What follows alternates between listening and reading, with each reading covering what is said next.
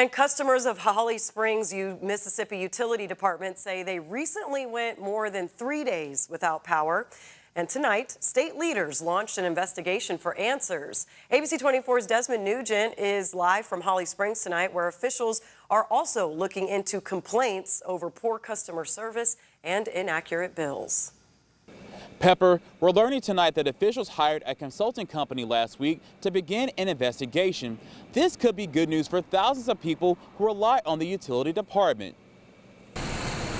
While customers continue to keep paying their utility bill to Holly Springs Utility Department, an investigation will soon be underway, not just because of a lack of staff, but how they've operated in recent years. Nobody in this day and time should suffer under those kind of conditions.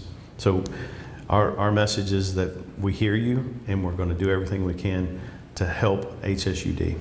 Chris Brown, the Northern District Public Service Commissioner, says they didn't know how bad things were until an ice storm hit the area 2 years ago. He says they've hired Silver Point Consulting LLC to conduct an investigation, hoping to turn things around. TVA testified to us that out of 153, I believe they said that 60 to 70% of their complaints in the whole valley comes from HSUD.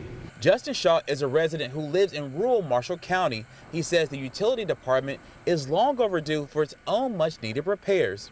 Shaw says he had to spend $12,000 for a generator, fearing he will lose his job due to calling out of work when his lights are out. I don't think I should have had to put this in based off living in having basic necessities. This is, we're not a third world, but the way Holly Springs is and running, it seems like it's a third world out here. Shaw says he's not the only one dealing with not having electricity. His neighbors have it much worse. My neighbors are a whole lot worse than I am. Like over here, go to Mount Pleasant or Sladen somewhere, they're constantly out 2 or 3 times a week. Brown says in 2023, 909 customers filed complaints to Holly Springs Utility Department.